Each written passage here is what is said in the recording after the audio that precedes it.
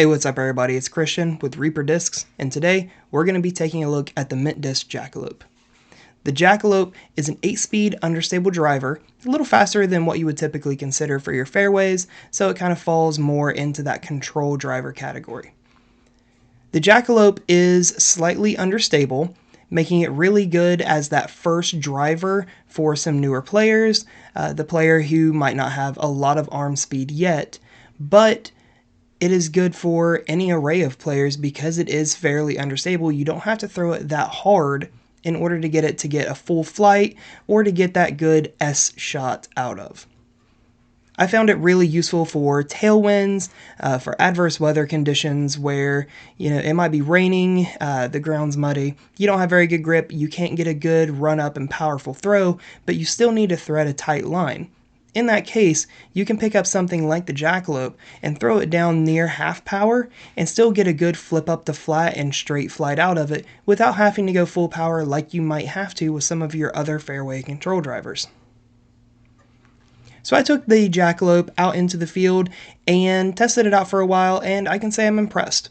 It is, like I said, a little on the understable side, but that's not necessarily a bad thing. Even all the way up to, good advanced and pro level players, they really need something that they can power down on and still trust to get up to flat, or it could be really good as a roller for some true power players.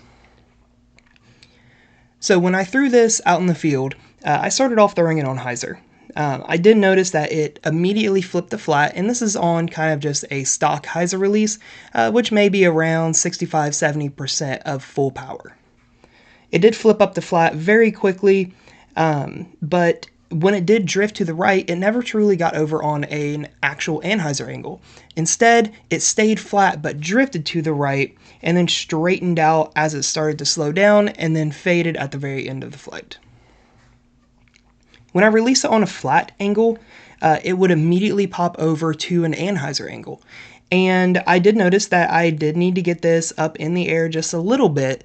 That way, it had enough room to get over on that anhyzer angle and flatten out before coming back at the end of the flight. However, it did hold an anti angle for a majority of the flight, making it really good for those tight turnover shots.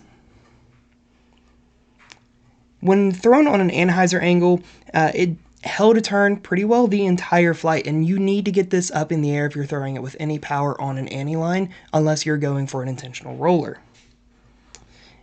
But whenever you got it up in the air plenty enough to let it fully flex out, it did eat up a whole lot of distance. So it does go far whenever you give it enough height and allow it to get that full flex shot line without having to get down to the ground and turn into a thrower. Just be wary, if you do get it too far up in the air, it will stall out and fade and fall out of the sky.